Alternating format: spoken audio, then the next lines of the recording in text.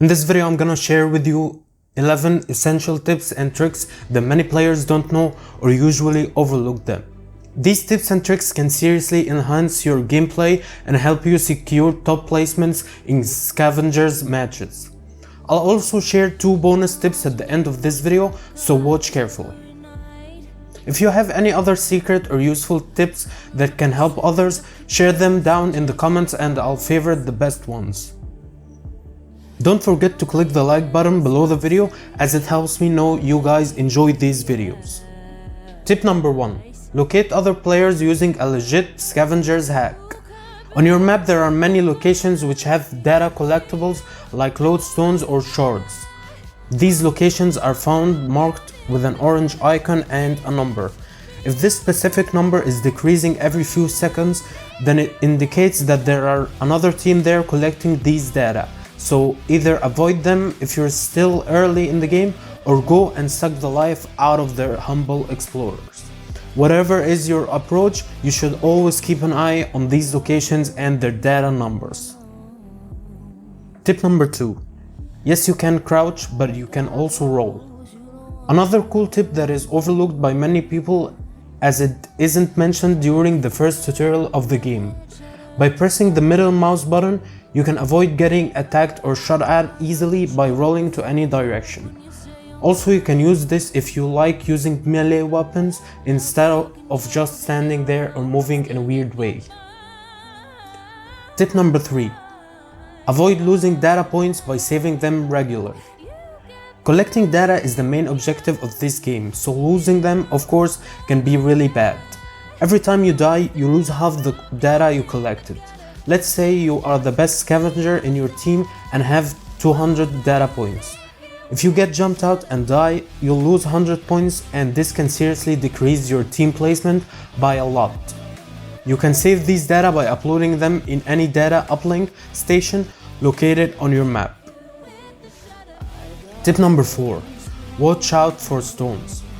Storms are one of the most crucial things that you need to look for in Scavengers.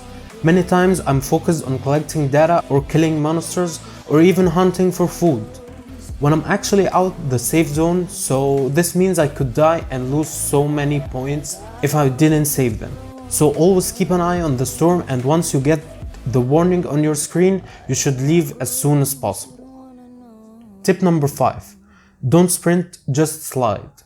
Of course you can run in Scavengers, and you can even run faster if you holster your weapon, but even then you are not fast enough. Sprinting costs you stamina as well, which makes you limit your ability in an enemy's chase or storm escaping. Crouching gives you a very strong speed boost. Tip number 6. Jump whenever and wherever you want. In my early games, there were many times, especially in camps, where I get stuck on a high location that would be easily jumped, but I was afraid of getting knocked out or dying, as many other games has full damage. So I would just keep going back on stairs and search for an exit. But the good news here is that there is no full damage in Scavengers. Tip number 7. You can actually access the bag you carry anytime. We carry our weapons and consumables in our bags, but during my early games I thought you only could swap your weapon if you don't like it and just consume whatever you find of food, but your inventory can be accessed by pressing I on your keyboard, where you can drop weapons or consumables to your teammates. Tip number 8. Stay invisible on your minimap. Enemies can be seen on your minimap marked by red dots if they are in close radius to you, so this means you can also appear on their minimap. If you spot an enemy and want to stay hidden, you can actually become invisible on their map by crouching instead of moving regularly or running. Tip number 9. Avoid getting fully eliminated. This can be pretty obvious, but some doesn't know it and leaves the game after dying.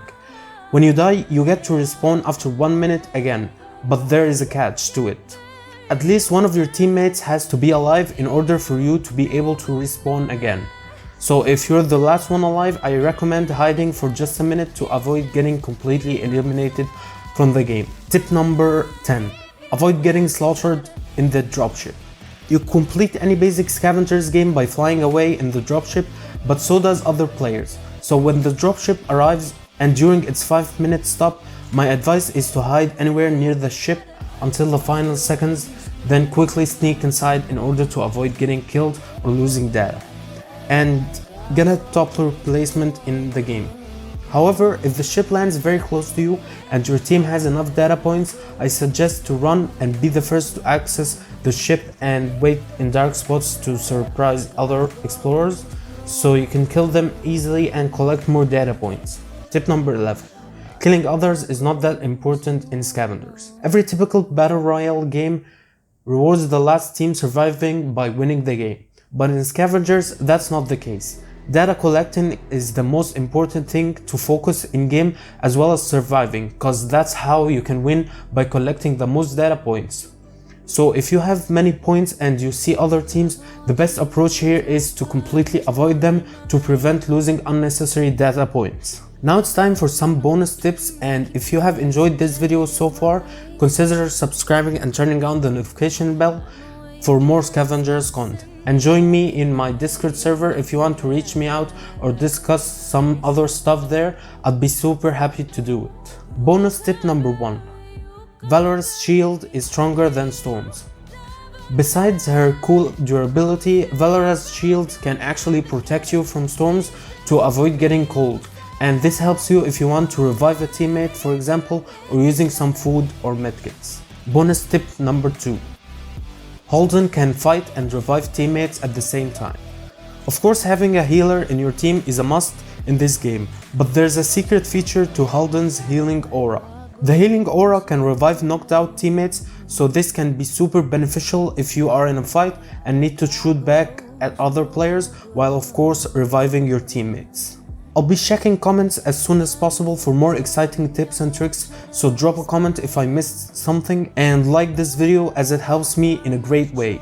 As always, see you later.